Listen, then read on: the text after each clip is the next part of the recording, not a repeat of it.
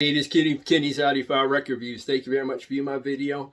As always, please like and subscribe. I really appreciate it. Please hit that thumbs up button. That'll help out my channel analytics.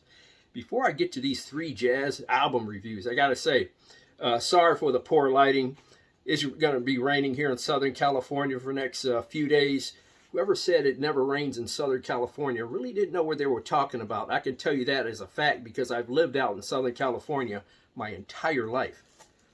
But I'm going to review three jazz albums. One is actually a vocal album from a great or magnificent singer, I should say. And two of the reviews are a review of albums by the same artist, but it's at different phases of this magnificent artist's career. Like in the late 50s, one of them. In the mid 60s, another one. And matter of fact, I'm going to start with this one here. Lee Morgan, The Gigolo. This album was recorded in 1965 on Blue Note Records, but it was not released until 1968 on Blue Note Records. I had to tell you, I don't have the cover for this album. This is how I found it at a thrift store. But when I purchased it probably years ago, it was Lee Morgan. I didn't care if it has a cover or not. It was an acceptable condition, VG plus condition. So I purchased it, probably like I said, for $1.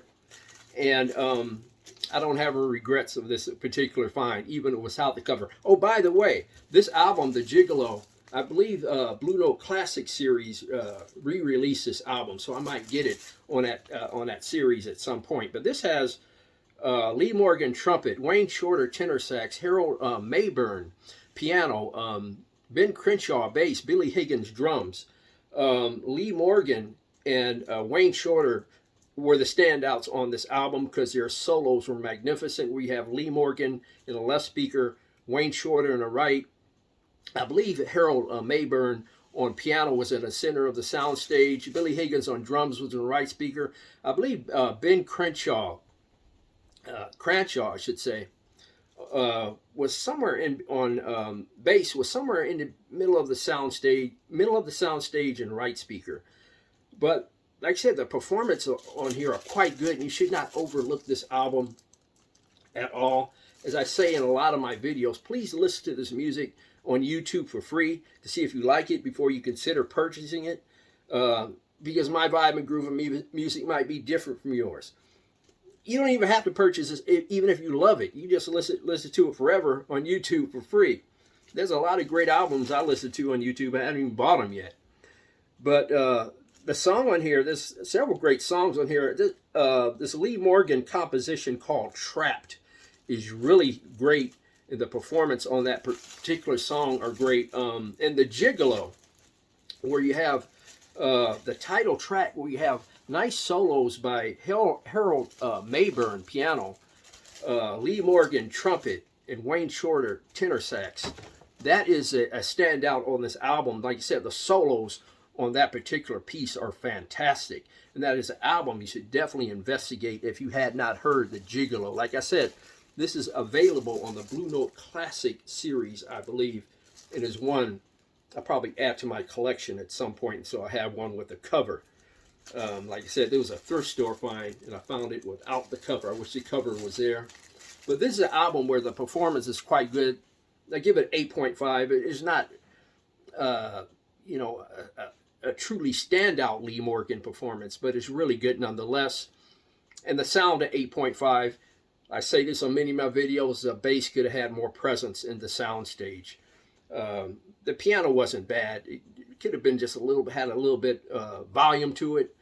I give the sound at 8.5. But check out The Gigolo on YouTube or wherever you listen or stream your music. It'll be worth your time, in my opinion, because the solos of Wayne Shorter and Lee Morgan are great on that one. To a lesser degree, Bob Crenshaw, his performances are very good.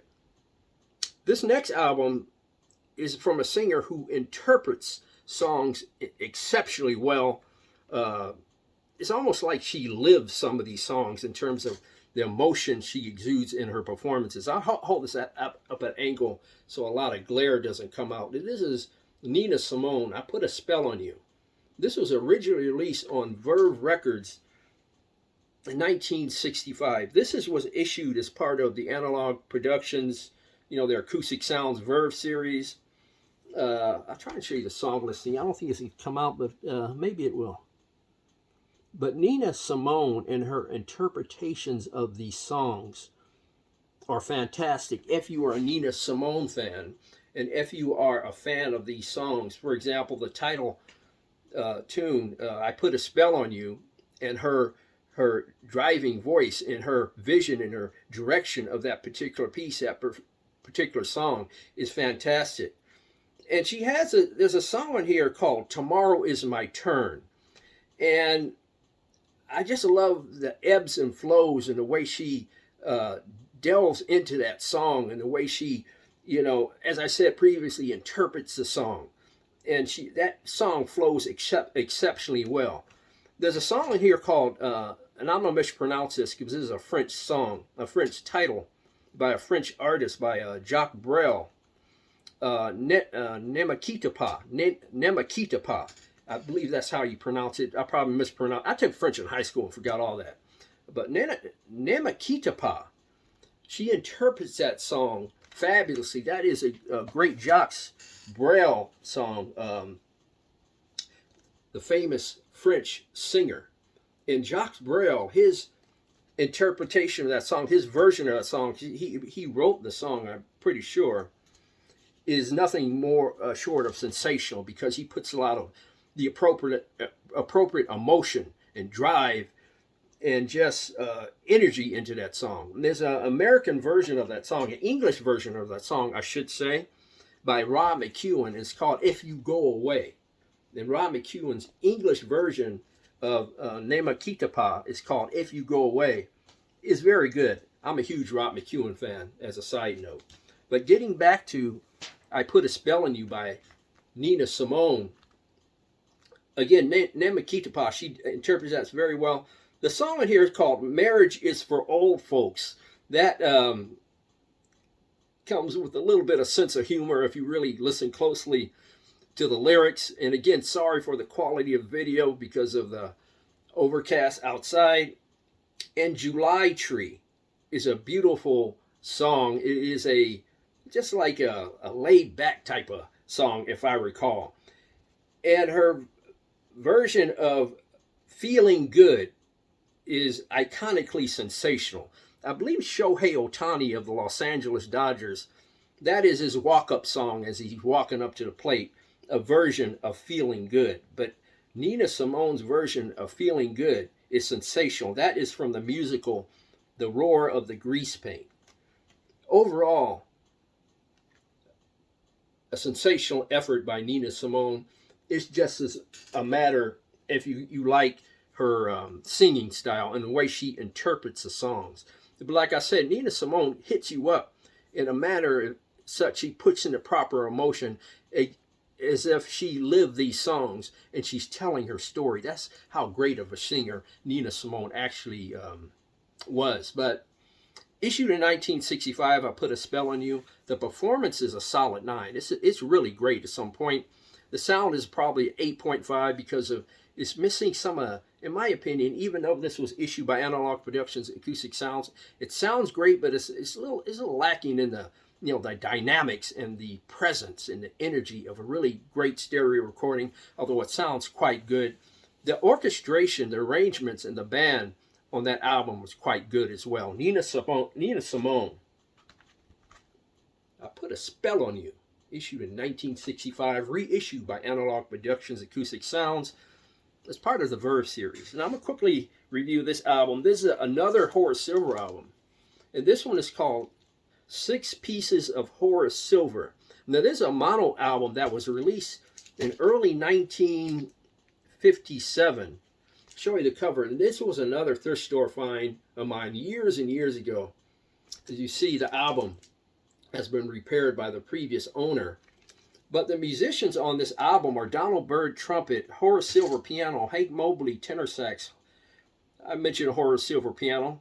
Doug Watkins bass, Louis Hayes drums. Now, this album, the musicians on this album play cohesive and they play tight. Again, this is a mono album. And this is pretty much the Jazz Messengers minus Art Blakey. And that's why they play so, you know, cohesively and tight. And you have that great horn section with Donald Byrd and Hank Mobley and the way they play in the song, you know, infused with the sensational play of Horace Silver. But the song Senior Blues, if you want to listen to this album, if you have not heard this album, listen to Senior Blues, I should say, and you get a sense or direction in terms of, you know, the style and the direction of this magnificent album. And there's a song in here called Shirl. It's called S-H-I-R-L, Shirl. That is another magnificent composition. And the song Camouflage is quite nice too. This is a great mono performance by Horace Silver. Very creative. I read on the internet, this was a picture, I believe, was taken in Central Park, New York. Another great Blue Note picture on the front of the cover. This is Blue Note 1539. I'll show you the... This is not original pressing, but it's pretty close. And it sounds great. It really does. It's not the greatest mono recording, but for a mono recording, it does sound really good. Some of the greater mono recordings, even though the sound space of mono recordings to some compared to stereo are quite narrow, there are some mono recordings that are wider and more dynamic than others. This is not very wide per se, but it sounds quite good. There's a lot of Blue Note recordings. I say this in a lot of my videos. Even some of these mono Blue Notes, the bass needed some help on this one. Otherwise, it's quite good. The bass could have had more presence, you know, in the mono sound field as far as I'm concerned. But Donald Byrd and Hank Mobley were sensational, along with Horace Silver on this particular piece. And check out the song Virgo on this album too. It's quite a nice song. But this album, the performance, a 9.5.